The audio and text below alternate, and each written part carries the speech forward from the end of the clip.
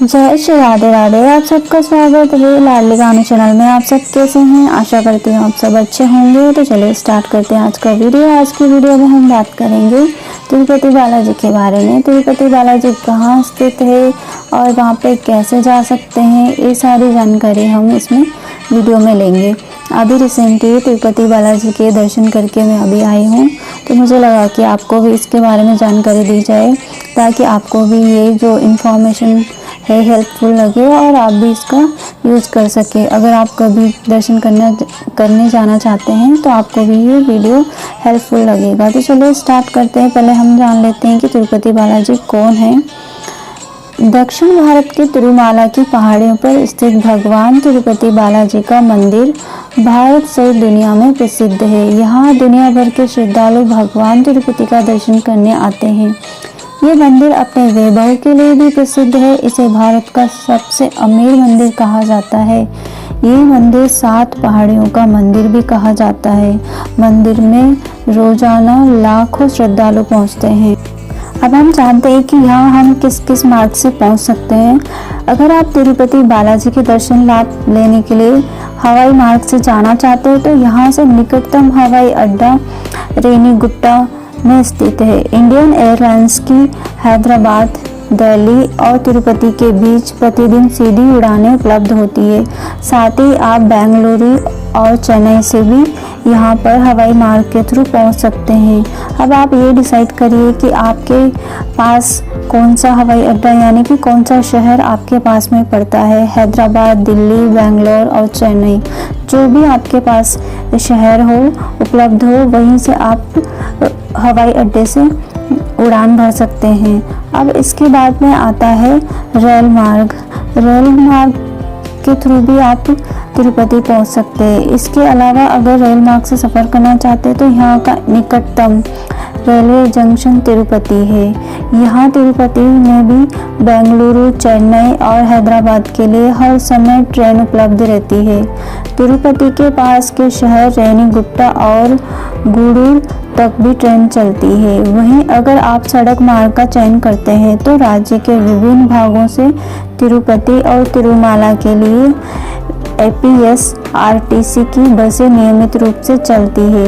TTDB Tirupati और तिरुमाला के बीच निःशुल्क बस सेवा उपलब्ध कराती है। यहाँ के लिए टैक्सी भी मिल जाती है। बस आप ये डिसाइड करें कि इनमें से जो बड़े बड़े शहर हैं दिल्ली और हैदराबाद, चेन्नई, बेंगलोर, जो सिटी आपके पास में है वहीं से ही आप तिरुपति आ सकते हैं। और तिरुपति के लिए आप बाय ट्रेन, बाय एयर और बाय टैक्सी भी आ सकते हैं। बहुत इजी है। तो पहले आप अपने नज़दीकी सिटी में पहुँचे और उनकी डिस्टेंस मैं बता दे रही हूँ। अगर आप बेंगलुरु से तिरुपति आना चाहते हैं तो वहाँ की बस के द्वारा आना चाहते हैं तो वहाँ की डिस्टेंस आपको लगेगी 253 किलोमीटर। और अगर आप चेन्नई से आ रहे हैं तो वहाँ से तिरुपति की डिस्टेंस है 158 किलोमीटर। हैदराबाद से आ रहे हैं तो आपको डिस्टेंस है 552 किलोमीटर। तो आप अपने अकॉर्डिंग डिसाइड कर लीजिएगा कि आप किस से आना चाहते हैं। तो आप पहले इन बड़ी सिटीज़ में आ जाइए, वहाँ से फिर आप बाय बस जा सकते हैं, बाय ट्रेन जा सकते हैं, बाय एयर जा सकते हैं। आप जिसमें कंफर्टेबल हो आप वो चूज़ कर सकते हैं।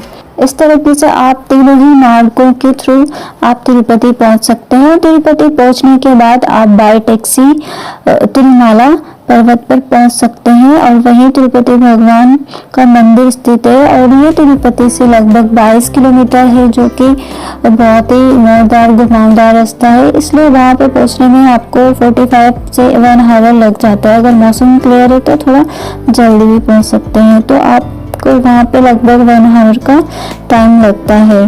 तो ये थी तिरुपति पहुँचने के बारे में पूरी जानकारी। अब इसके तिरुपति से लेके और होटल्स वगैरह के जो डिस्टेंस है वहाँ पे फ्री में ही TTD के थ्रू बस सेवा शुरू की गई है। तो उसके थ्रू आप वहाँ पे फ्री में ही बस के थ्रू ट्रेवल कर सकते हैं। लेकिन अगर आप तिरुमाला से आगे दर्शन के लिए जाते हैं, जैसे चरण दर्शन के लिए या और भी दर्शन के लिए जाते हैं, तो आप वहाँ पे इजी में टैक्सी अवेलेबल हो जाती है। नहीं तो लोकल में आपको तिरुमाला में घूमने के लिए आपको फ्री बस सेवा मिल जाएंगी। दोस्तों, जब आप तिरुपति पहुंच जाते हैं तो आपके मन में सवाल आता है कि अब आखिर ठहरने की क्या व्यवस्था है, कहाँ रुकें। तो इसकी चिंता ना करें। तिरुमाला पहुंचकर बस से उतरते ही थोड़ी दूर पर आपको CRO ऑफिस मिलेगा, जो कि तिरुपति ट्रस्ट का है। वहाँ पर आपको काफ़ी सस्ते में रूम मिल जाते हैं। 3 बेडरूम का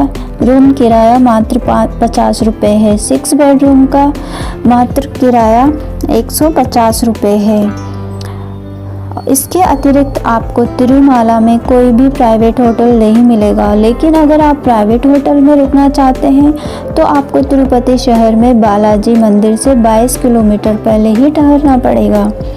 तिरुपति बालाजी यात्रा पर जाने से 90 दिन पहले ही वहां अपने लिए ठहरने की ऑनलाइन बुकिंग ज़रूर कर लें, अन्यथा वहां पहुंचकर आपको कई घंटों लाइन में खड़े होकर सीट बुक करनी पड़ सकती है, क्योंकि दर्शनार्थियों की भीड़ बहुत ज़्यादा होती है। अब तिरुपति बालाजी में वहाँ पे रुकने के बाद अब आती है कि हम खाने की क्या व्यवस्था रहेगी। तो तिरुपति बालाजी में दर्शनार्थियों को नाश्ता और खाने की ट्रस्ट द्वारा उत्तम व्यवस्था उपलब्ध है, जो कि बहुत ही स्वादिष्ट है।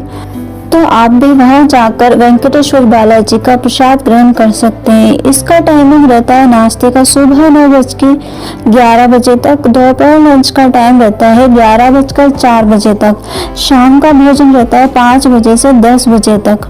इसके बाद आती है तिरुपति बालाजी कब जाना चाहिए और कब नहीं जाना चाहिए। तिरुपति बालाजी की एक झलक दर्शन पाने के लिए हर दिन लाखों सैलानी पहुंचते हैं, लेकिन जहां जाने के लिए यहाँ आने के लिए सबसे बेस्ट समय जो होता है अक्टूबर से मार्च के बीच का होता है, क्योंकि गर्मियों के दिनों में यहाँ का तापमान 43 डिग्री तक पहुंच जाता है, जिससे लाइन में काफ़ी ज़्यादा गर्मी महसूस होती है, जिससे यात्रा करने में थोड़ा तकलीफ हो जाता है।